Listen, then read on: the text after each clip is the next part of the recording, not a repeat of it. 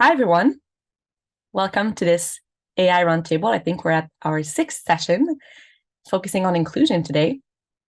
I'm going to wait a couple of seconds just to let people in, and we're going to get started soon.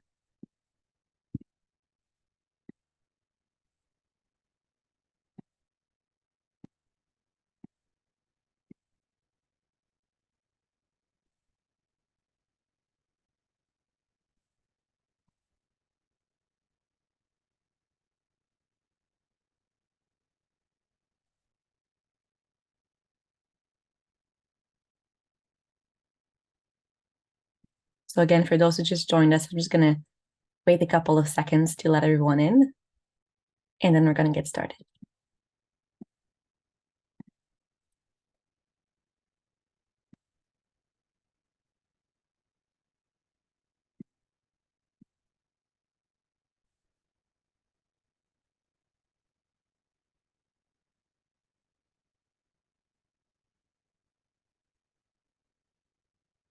All right. So hello again, everyone. Welcome to this AI Roundtable session. Today, we're focusing on inclusion. So we'll have people talking about critical approaches and critical perspectives of AI, and also how can we embrace it to be better assistive technologies for students with disabilities. For this session, if you want to enable transcription, in the bar below, in the menu bar below, you can activate transcription by just clicking on it. It should work. Know that the recording will also have transcription below if you want to catch up on the session afterwards. So just before we get started, I want to say a quick reminder about our previous session. So last month, we had the pleasure of having a student panel with 5 students from across the country who shared their perspectives on Gen AI. If ever you missed it and you want to catch up with it, I'm going to drop in the chat in a couple of seconds a link to access all our previous recordings, the recordings of all the previous meetings. For today's session, we have the pleasure of collaborating with Lan Keenan, the president of the Schulich Disability Alliance at the Dalhousie University Law School. Lan did an amazing job at convening students from across the country who will be talking about their perspectives on inclusion. How can we use Gen AI for inclusive perspectives? So without further ado, I'm going to pass it over to Lan to kick us off. Hi, thank you. Hi, everyone. My name is Lan Keenan, like was just said, and today we're going to take a deep dive into a subject that's very close to my heart. I work in disability advocacy and plan on taking that into my legal career. I've been in academia for a long time, like almost 9 years now. And I'm very familiar with accessibility policies, accommodation policies, and realistically the crumbling infrastructure of those accommodations nationwide and institutions.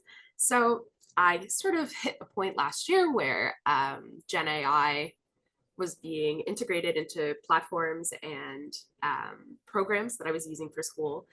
And a question just sort of struck me, which was like, how can AI improve the lives of disabled individuals? I have disabilities. I have both learning disabilities and physical disabilities. And so starting to use and play around with AI started just a series of thoughts and really interesting debates with other people on how we can use this technology to improve our education systems and to further improve our accommodation systems. So after that, I joined this wonderful group. I've been advocating for an inclusion roundtable, and here we are. So that's sort of the backstory as to how we got here. And today I have 2 wonderful speakers, as well as myself. I'm going to speak at the end. So without further ado, I'd love to get Kim here. If you're here, Kimberly. Yeah. Yeah, Parody. So Kimberly Parody is here, and I'm going to let her introduce herself and kind of take it away. For sure. Thank you so much. It's so lovely to be here. My name is Kimberly Paradzi. I'm also a law student. I'm also a computer engineering grad, and I work in research with the AI Society at the University of Ottawa. My research interests focus a lot on like the concept of like queering technology and really using critical theories like gender theory and critical race theory in technology and seeing how we can sort of be critical about it, but then maybe also use it for governance models. Today, I'm going to focus more on the critical part of AI. So we're going to do like bad news first, and then we'll do good news about AI and its application in education with everybody else a little bit later on. And so I'm going to start a little bit. I'm going to talk a lot about sort of ChatGPT and generative AI because it's exploded so much in education. For those of you who have sat on other sessions before, this might be a little bit of like repetitive information for the next minute and a half. So I apologize in advance. I'm just going to sort of set the groundwork for what we're going to talk about. And so, like I said, ChatGPT's really had like sort of an explosion on the education landscape. It's a little bit different from traditional AI systems that were really used for a very long time to sort of analyze and process and interpret existing data. Generative AI has the ability to produce new content. It can be textual, it can be visual, it can be like new songs, it can be essays, stories, things like that. And that was sort of really, really new last year in November when it came out. And traditional AI really operates within like a very structured realm. It does problem solving and data analysis. We use it in our everyday lives without realizing it. But really, generative AI, it leverages complex algorithms, especially in like the deep learning sphere, to understand data, but also sort of like use it as like a springboard for new creation. Now, the backbone of these technologies is really sort of the training process and also data sets. So to train AI models, it's kind of like if you were to teach a child to like recognize and draw animals. You can show them pictures, explain characteristics, guide them through drawing it. And so training AI is sort of like very similar. You're feeding it really vast quantities of data. And then the AI learns from this data. It can identify patterns, it can make connections and understand like the underlying structures. This process is really empowered by like algorithms in machine learning and deep learning. And it kind of, is we're trying to mirror a little bit like the human brain where we can think and we can understand all of these different patterns. And now we base a lot of this on data sets. So these data sets are really, really important when it comes to training AI. You're feeding it a lot of information, right? But when we think about it, if you give an AI system like classical literature, you can't then expect it to write science fiction, right? And so the data that we're actually feeding is super important. If we go back to teaching like a child to draw and recognize animals, if we're only showing this child like pictures of land animals, right? Like tigers and dogs and cats, and we're drawing and teaching them about characteristics, and then we ask them to write like a storybook, a picture book for us, it's not all of a sudden going to start drawing us like a whale or a fish. So the data that we're actually feeding into these AI systems is really, really important. And this is sort of where we see bias emerge as like a really predominant issue when we're using AI systems, because the system and its output really depends on what we are feeding it. So how does this impact, the student perspective, using it in higher education, things like that? Imagine if I were writing an essay on like Canadian property law, right? I'm a law student. That's very plausible. I have to do this. This morning, I went into ChatGPT and I gave it a prompt asking for an overview of property law development in Canada. And that was really it. No parameters, just wanted to know what ChatGPT would give me. And it generated content that focused on British and French influences in Canada. It detailed common law, civil law traditions, but it only mentioned Indigenous perspectives on property law, which is a huge area of property law, once. And it really only briefly mentioned treaties. It didn't mention anything about Indigenous legal traditions or their concepts of land stewardship and property and things like that. So if I were all of a sudden to write an essay using generative AI, or even just ask it to like create an outline for me, it would be severely lacking in like the perspective. It would be incredibly Eurocentric. It would miss a large part of history. And it would really perpetuate what is a very, very common bias in the legal system, where Indigenous legal systems and rights are often marginalized and forgotten about. And so I would just, as a student, if I weren't like working in tech and thinking about AI every single day, I would really be unaware of this bias. So I could use it to create an outline or to write this essay and just have no idea that I was missing this huge perspective. And then if I submit this, again, I unintentionally am just contributing to the ongoing marginalization of Indigenous perspectives in legal discussions. And this is particular in academic settings, and it really contributes to a whole cycle of like misrepresentation and misunderstanding. And even though I've used this sort of like, Indigenous legal traditions in property law, because for any law student, this is a very big thing that you learn in first year typically, it can happen with all different communities that have been ignored and whose perspectives have been ignored, or whose perspectives are very, very new. So we started in like Canadian legal system, we started talking more and more about Indigenous perspectives. We're not where we should be, but we started doing that. Whereas often these models are trained on maybe old data, or it's not up to date on like the new nuanced discussions that we've had over the last few years. And that can be a really, really big issue. Now, from the side of like educators using generative AI, one of the big things I did as an engineering student is we'd often have these design projects. The professor would give us a list of projects and we just have to work on our technical skills, learn how to apply them to an actual project rather than just like writing from the board and then writing it out in an exam, which is great. But imagine if this professor says, okay, like I gives a prompt to generative AI and says, like, okay, just list me out a bunch of projects that these students could do in this course. And then gives all of us, as students, this list and says, okay, like pick one. Really, it seems kind of like an innocent way of just like prompting to get maybe more creative projects that have done in the past, but it actually doesn't consider any of like the location or geography of these projects or the diverse context of the suggestions. So the project, it might be out of touch with local realities. The generative AI and ChatGPT could tell you like, oh, okay, it'd be really cool if these students could like design like a large scale solar farm. And you're like, yeah, okay, like that's a great suggestion. That's creative. I hadn't thought of that. Let's use that, which is great. But if like you're working on a project in like Iqaluit, that's like perhaps not the best place. A place where there's lacks of sunlight and like large periods of darkness.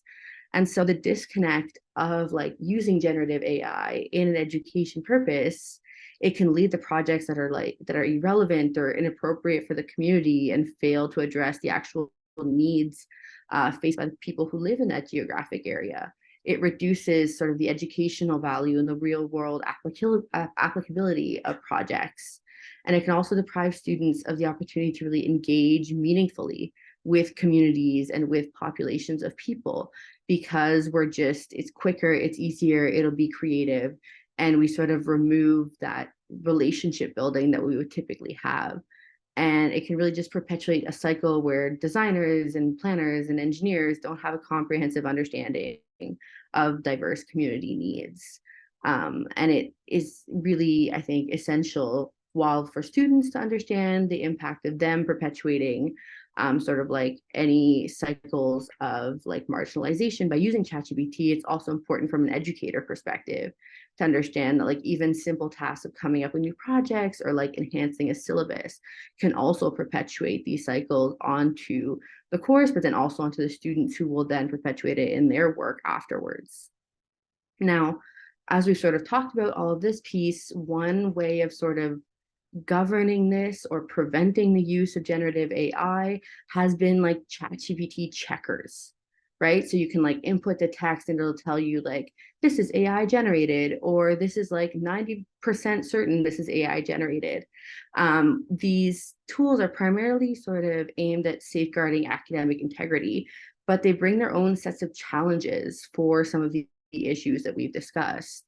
These checkers to make a really binary assessment. So even if they give you a percentage of like, this text is like 85% probable that it is AI generated, it really overlooks sort of like the nuances of individual writing styles. Since the like advent of these tools in the spring, a lot of students have come forward saying that, you know, their text was flagged as being AI generated. They got 0 on it because it didn't fit the rules of academic integrity. And they're saying like, listen, this is not like I wrote this. And when I input my text from like a pre-generative AI ChatGPT era, I also get flagged as it being AI generated. And this is happening to a lot, especially of neurodivergent students who may not conform to like the typical writing styles or who sound more like robotic. And they're being flagged very often with their writing. If I put my own writing, I put writing, I think from like 2018 into a ChatGPT checker, and given the result it gave me, I probably would be found, you know, as breaching the rules of academic integrity. So we've started to rely on these checkers, but it really brings like scrutiny and stress and marginalizes students.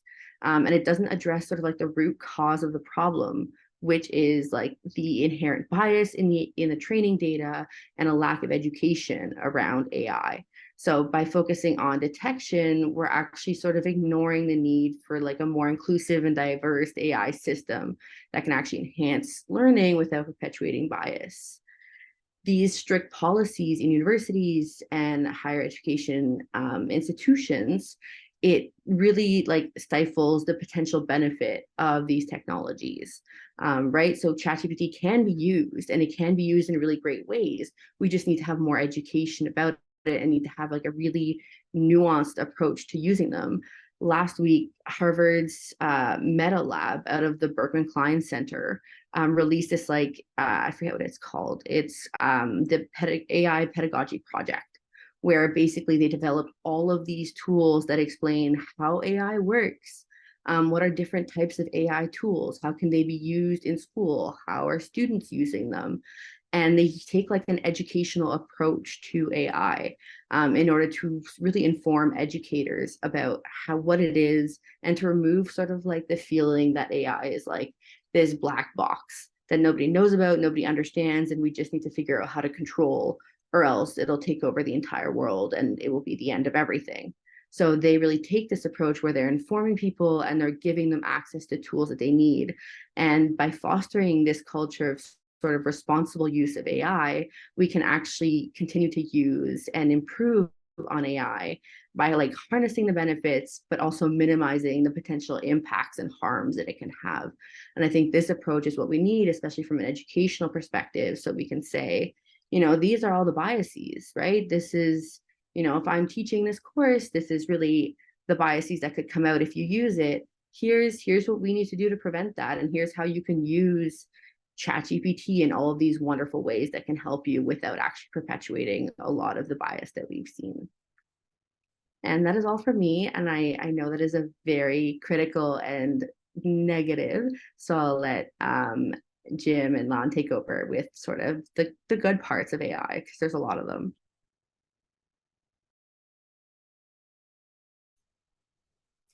Thank you so much, Kim. I don't think your presentation was too negative. I think it's important context because you're right. I mean, I'm an autistic student. I write in a very simplified, linear way that is like a bullet point after bullet point after bullet point method. And that happens to be the same way. Output comes from a lot of these generative AI technologies. So I read after putting a prompt in, sometimes I read what it wrote and I was like, yep, that's exactly what I wrote too. And that's, I mean, that can be, that for me, it's an amazing thing, but it can also be really challenging, I'm sure, especially if students are being held to these scanning systems that are putting them at risk for academic integrity violations. So I really felt that point. Yeah, and I think our second speaker is running late. I'm not sure if Anita has arrived. Any thoughts? No. Hello? Hello? Len? Oh, great. Len, Hi. I'm here. Yeah. Hi. So Am I going next? Okay. You are, yeah. So I would like to introduce everyone to Anita. And Anita, if you want to introduce yourself, and then you can kind of take it away. Hi, my name's Anita. I'm currently a master's student at Dalhousie and in engineering. I guess I use a lot of AI because I myself have like multiple disabilities. I have like a both physical, where I do have bone tumors, and I have autism and ADHD. And for me, AI, I would say, is somewhat of a survival. I graduated like from University of Guelph with high honors, and I did 2 degrees at once, and that's without doing it without AI. However, unfortunately, due to my disabilities, made the mistake of going to a university that didn't say to believe in disability accommodations. Or despite the people running it, I was just told that any sort of accommodations that my doctor, professionals would bring up, like I was told, too bad, go away. And to me, AI has just been a lifeline, and I can only really talk about my personal health thing, but it's been a way to get around the systematic barriers that I've been offered no help with. Even for physical disabilities, like as I can only show in one slide, but like it helped me brainstorm ways to get around physical disabilities. Like, imagine you're in my situation. There's a lot of time crunches. You have spine tumors, you have knee tumors, you have arm tumors. They're growing inside of you. Tumors actually, it takes a while. It takes a lot out of you when you have tumor-related fatigue. And then you've lost the use of your left hand. How do you do your work? And how do you keep your scholarships? I mean, I was first told to, just use Dragon. And despite I wasn't really given the equipment to get it, but there's a little problem with that. Firstly, I do a lot of tech work, and you can't really do tech work with Dragon just because of the memory issues. You have memory versus time processing issues, which is implicit to the program. Secondly, I worked in an open office space where, peer mentorship was what kept a lot of students going. So I had to spend a lot of time, and I missed out from an abled perspective, on a lot of lab research opportunities, peer mentorship, like that sort of stuff in my field. And, I did a lot of programming, and good luck with that. So back then, AI wasn't as developed, so I had to teach myself how to write one-handed. And I basically had to, do labor exchanges where I would do people's theses in exchange for them typing. And that, wasn't really great. And, with AI now, I can use Whisper, and that's extremely sensitive and allows me to get going. There's also a lot of niche programs designed by people who lost their use of their hand and who still want to work as programmers or data sciences.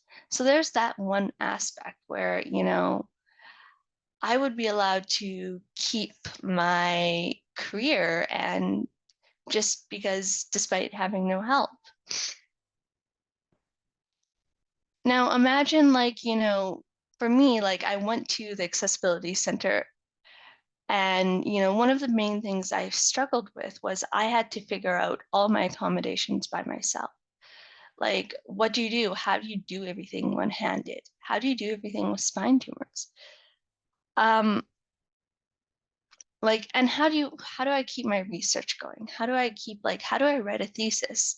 The professors, as an engineering student, like a grad student, my supervisors might be great, but he's not an expert in disability. And a lot of them assume just the accessibility center will handle it. And the reality is that does not happen. They don't want to even accept. Like a lot of times in my case, they were unable to assess even the basic disability related needs, identify graduate level duties, etc., or even acknowledge the necessity of workplace related or research related accommodations. they were unable to suggest anything but lecture notes and too bad, and told me to drop out, which, at the time without AI, I had to go on like various amputee Facebook groups and start begging people how to keep my career.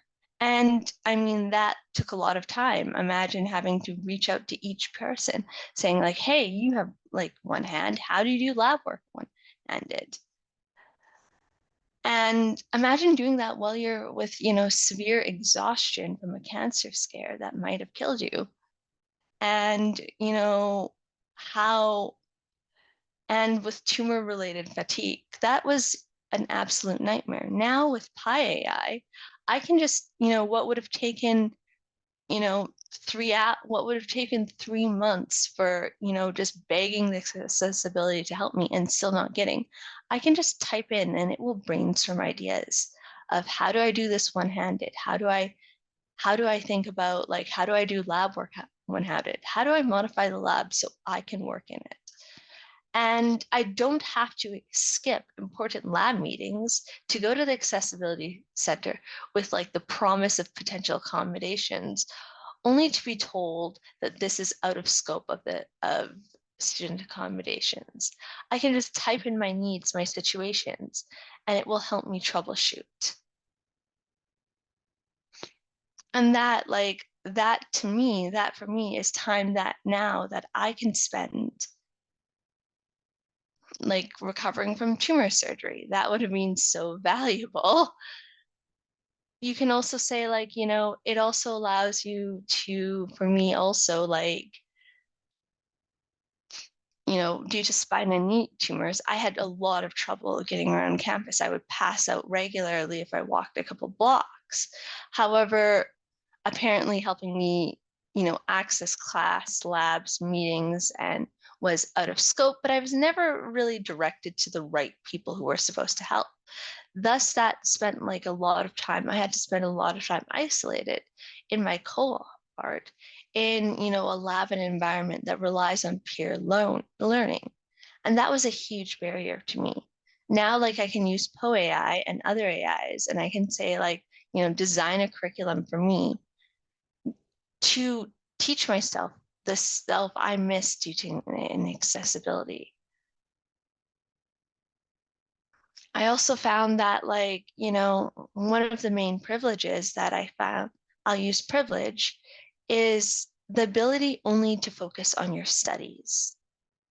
And that's something disabled students don't get. And, often you have to spend, for each disability, it's almost expected that you spend every waking hour managing it.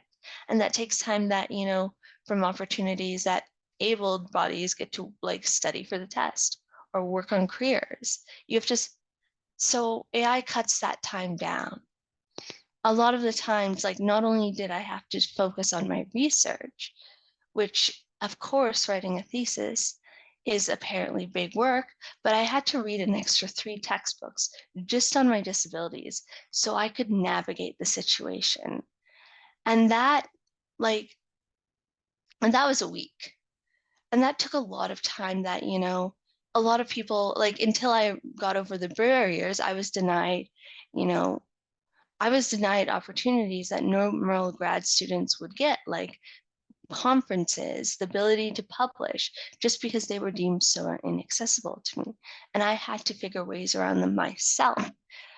With AI, I can especially with Poe, I can summarize like the disability related books in an hour. And then I can use the rest of the time to focus on my actual study and my actual research. And that also is another strength of me.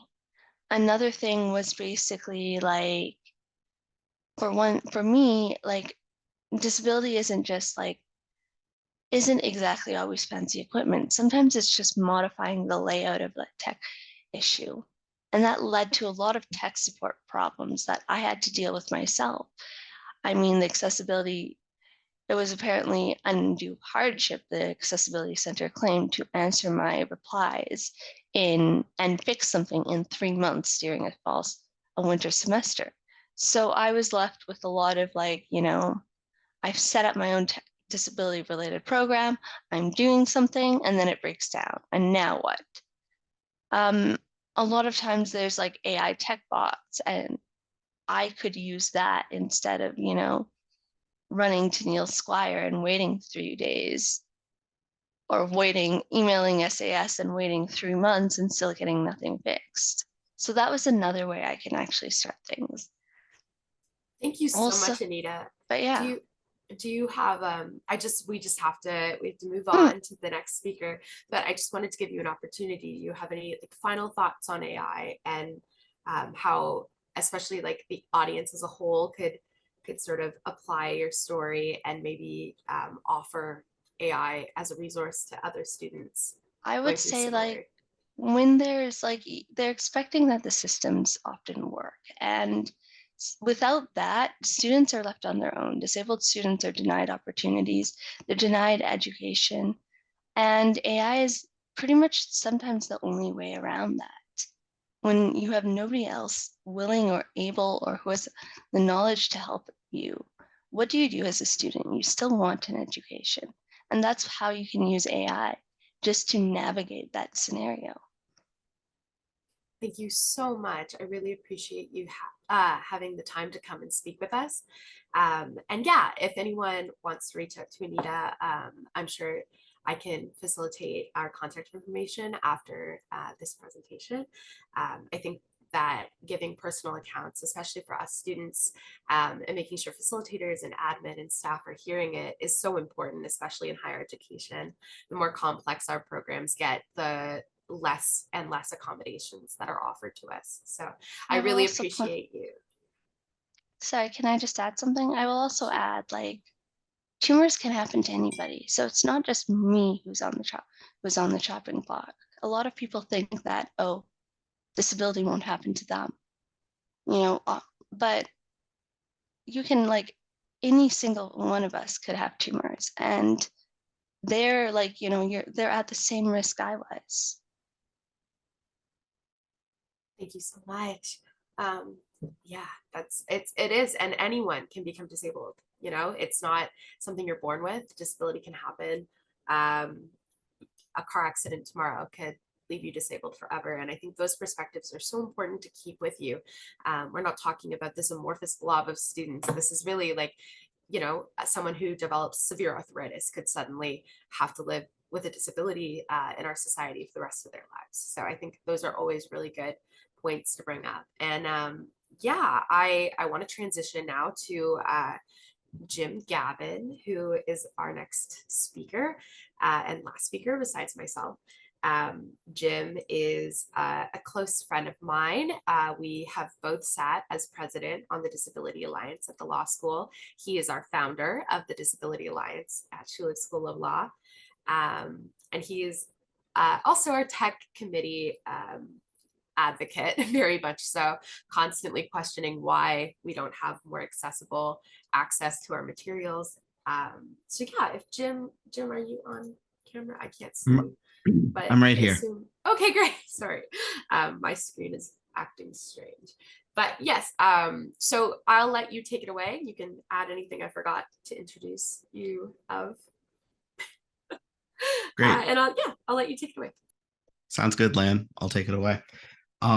Yeah, just before I get into my stuff, just I want to thank you again, Anita, for sharing your story. Very important to hear from you. And like one thing I want to reinforce from that is like those benefits that Anita was able to garner from using AI and assistive technology, like being consistent with the idea of universal design, that type of stuff made it so Anita could exist and thrive in an academic setting for people, even for people that don't actively have a disability or are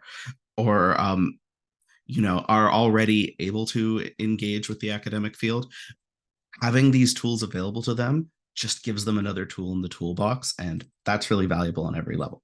And then if horribly something happens to them, they still would have those tools so that you don't hit that low water point where I know a lot of people that have developed a disability and then had to drop out because they didn't have those tools available. So I just wanted to reinforce that. Anyway, regardless, yeah, I'm Jim. Hi. Yeah, I am a JD candidate at Schulich School of Law, doing my certificate in technology in the law. And yeah, I've sat on the tech committee at the law school for several years, and we've talked a lot about AI as it's emerged as a platform, among other things. But so here's what I want to talk about today. I want to kind of talk about some of the concerns with AI, like expand on what Kim said a little bit. And then I want to talk about the benefits of AI in regards to persons with disability in the realm of co-editing, co-programming, and how it can act sort of as an administrative assistant and a secretary to someone as they're working in a way that is really valuable, at least to me and a lot of my peers. And thirdly, I just want to talk assuming I have time, Lan, tell me if I don't. I'd like to talk about sort of the future of AI and what's coming down the road with the industry and how that may affect us. Anyway, but first, I want to validate some of the concerns around AI, as Kim very well put out in their presentation. AI is really scary and sort of unclear frontier when it comes to producing work, when it comes to academia, when it comes to all these different things. And a big reflex, like in administration, like when it first popped up, was just to ban it, to say, do not use AI because it does not conform with our existing policies. And for a bunch of reasons that have already been talked about and I'll get into, that is, I do not believe, a approach that will stand the test of time. But I think that the place that comes from is incredibly valid, because AI takes away the human element from what we're like, from people's work. It sort of crowdsources from the data sets, as Kim talked about, everyone's work, and sort of generates a great wealth of knowledge, but devoid of human input. And in an academic setting, that is kind of why we're here, right? Is to grade people on their individual knowledge, not their ability to use technology. So there's a big discussion to be had about how we can change the way we make our assignments in order to focus on pulling out that human input in a way that AI can't substitute. But yeah, like that removal of that human element creates a lot of concerns when it comes to grading, and also when it comes to publishing. Like intellectual property rights with AI right now is a very unstable frontier. OpenAI, the company that makes ChatGPT, just announced a fund that they have created for their commercial customers, a intellectual property defense fund, where if someone gets sued for intellectual property infringement from using an AI work, they would help defend them in court. I don't personally believe that is a great system, but the point here is that due to the nature of how we crowdsource information, AIs have the potential, especially if you're using them to generate information, to infringe on people's intellectual property rights. And that is a very big thing that I don't have an answer for, and I don't think anyone will until there are several until it's fought out in court. But it's a big thing to be concerned about, and I think it's valid to be concerned about it. But to move more on to my second point about the benefits of AI, is there are very constructive ways, like Anita and Kim had talked about, that we can use AI to sort of garner better pulling out that productive knowledge from an individual, as opposed to substituting it with the AI's generative nature. So personal example, I have dyslexia, ADHD, and litany of learning, reading focused disabilities. And this manifests for me in an academic setting, in that like it takes me longer than average to read and summarize, but also writing for me is quite difficult because I struggle a lot with formatting because things get jumbled in my head. And I end up writing a bunch of blocks of content that have the point I'm trying to get across, but they don't fit together particularly well. There's a like formatting is my kryptonite when it comes down to it. I really struggle to take the knowledge I have and transpose it in a way where it flows together. Flow, grammar, things like that. It's an important part of any profession, but it's a struggle for me. And whenever I have asked for assistance on this, accommodations, the most common thing that I am told, and many of my peers have also been told, is go to the writing center, go to the library. We have workshops and programs to help you with this.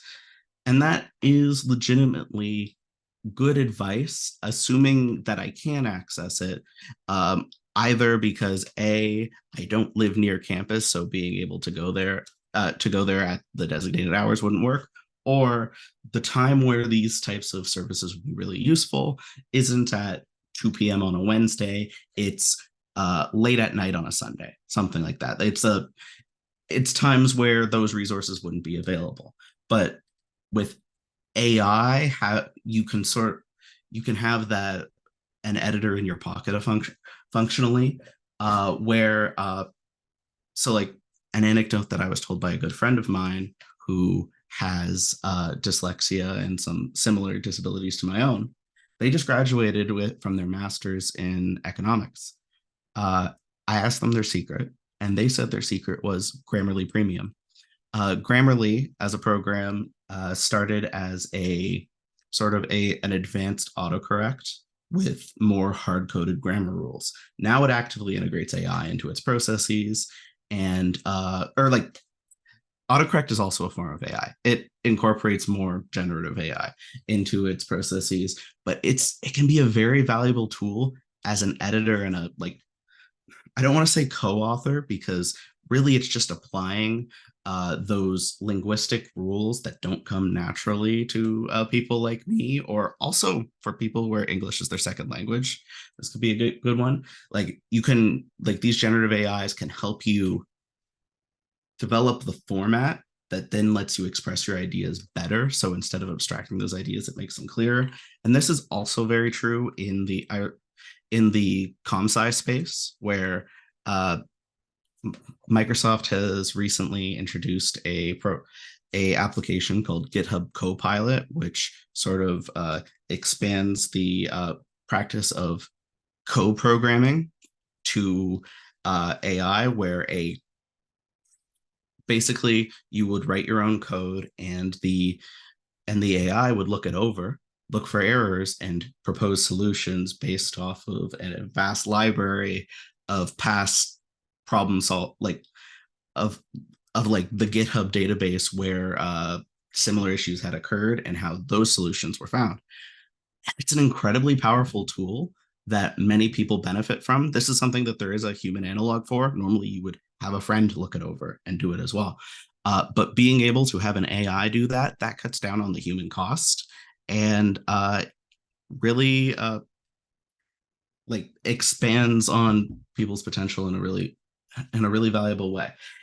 It does, as I said before, giving AI too much of the reins there has some intellectual property concerns about who owns that code that I'm not going to get into, and I don't think we can get into.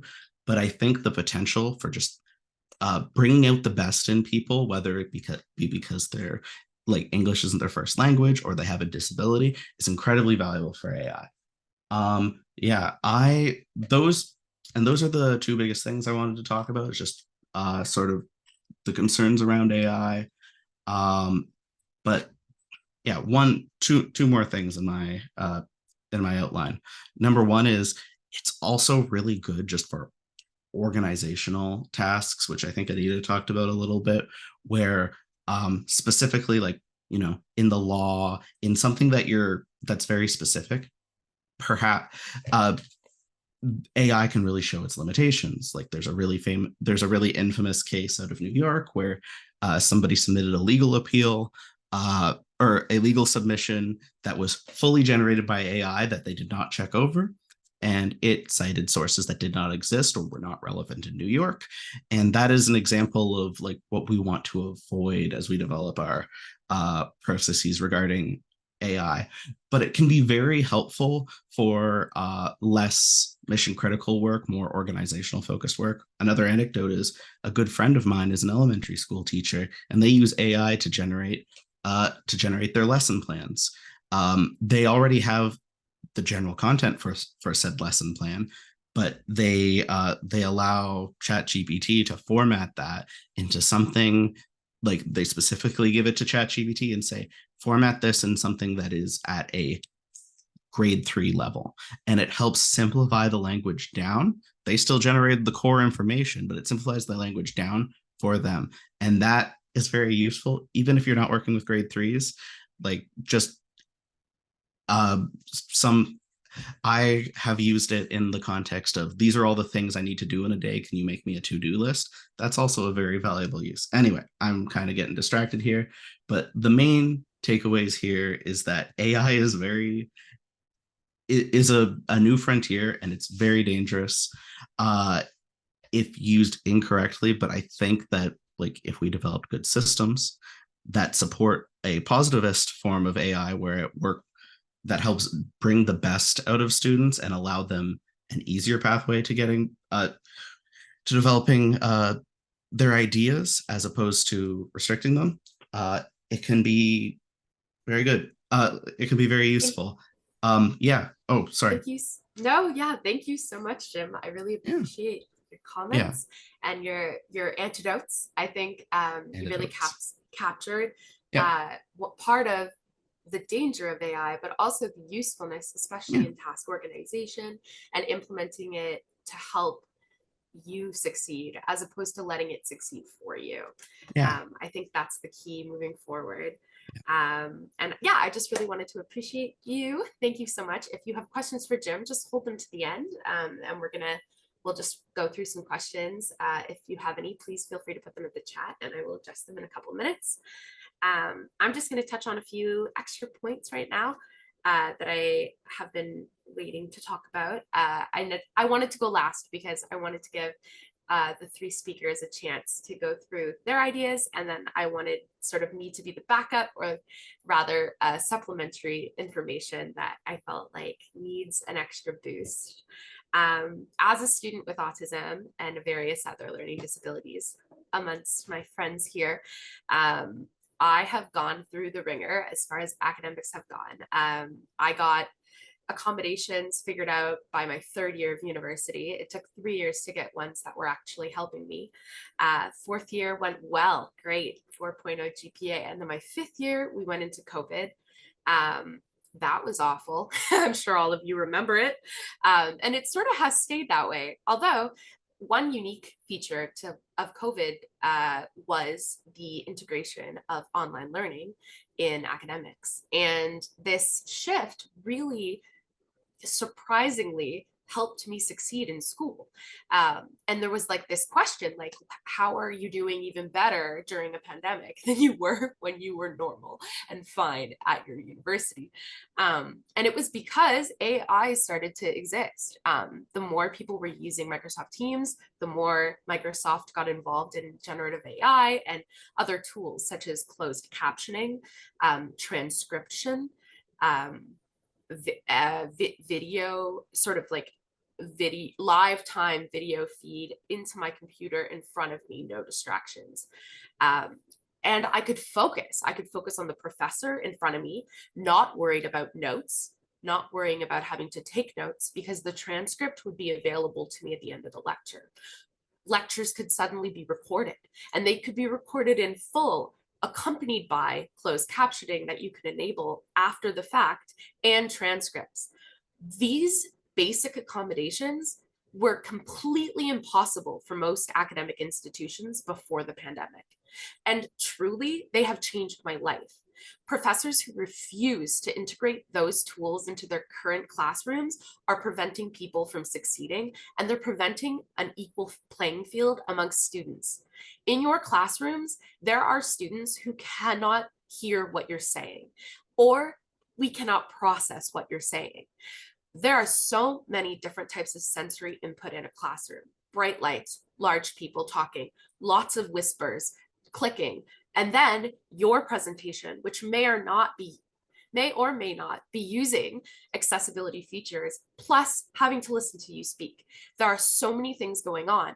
And when we have the tools to simplify that process, we really need to be using them, especially in higher academics. You know, I, as a law student, I'm at the end of my term here, and I'm sort of figuring out the transition between a classroom atmosphere and a workplace.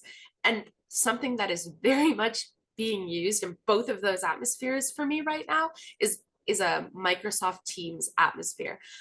All meetings can be transcribed. All meetings can be recorded. I can go back, even if I'm in a brain fog or I'm not having a good day or I'm overwhelmed, I can go back and listen to a meeting that I absolutely cannot remember. These different situations have truly changed my life as a student and will continue changing my life as an advocate for people with disabilities inside the legal practice.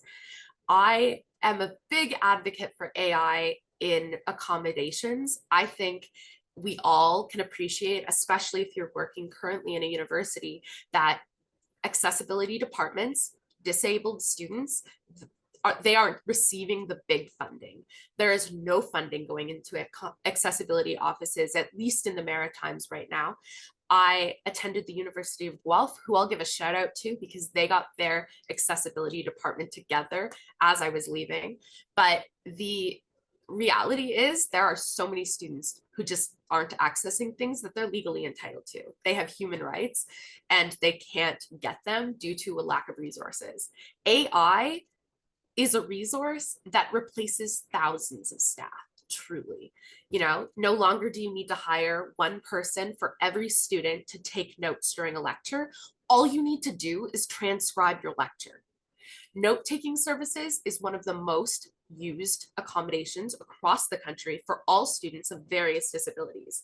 To be able to go to a class and not have to take notes for someone with a learning disability is a savior. But instead of getting note for note, word for word notes, we get someone else's notes, which can be great if that person has a similar thought process to us, but it can also be awful depending on how motivated that person is to take notes that day. AI changes the game. We get a transcript, we can put that transcript into a generative model such as ChatGPT, and we can ask ChatGPT to summarize the lecture. We can ask them to pull out all of the pertinent information from that lecture. You know, we can get it to change the format of the lecture to better suit our needs. I can copy and paste an assignment into ChatGPT, and at the very end, write, can you please make this assignment friendly for an ADHD person, and hit enter. And ChatGPT can make me understand an assignment that I previously could not grasp. It's dangerous, and I appreciate that. There are things that you need to double check before you can totally rely on it. But if you're giving it just a document, it's working from that document that you've given it. It's amazing, and it's truly changing my life and the people around me. The more open you are to integrating these tools in your classroom, and the more open you are to the fact that we can actually use these tools to help support students who have chronically been unsupported in your atmosphere, is so important. And I really hope that this presentation has at least opened some eyes to the fact that, you know, I'm not using AI to create my homework. I'm not using AI to replace me and my brain, but it helps me summarize. It helps me reword things that I know aren't quite clear, but are there, and they're my thoughts. It helps me simplify language, or it can help simplify language that an 1836 judge wrote that is just 900 pages of blubber. It can help me synthesize that and actually approach the material and engage with it. It can give suggestions on how to improve my writing. I give it my paper and I ask, how do you think I could improve? And like, where do you think I need to work on? It tells me that instead of improving it for me. It can help me answer questions that I truly don't know the answer to. And then if I still don't know the answer, it will further explain parts of the question. AI can be used for evil, for sure, as anything created by humans can.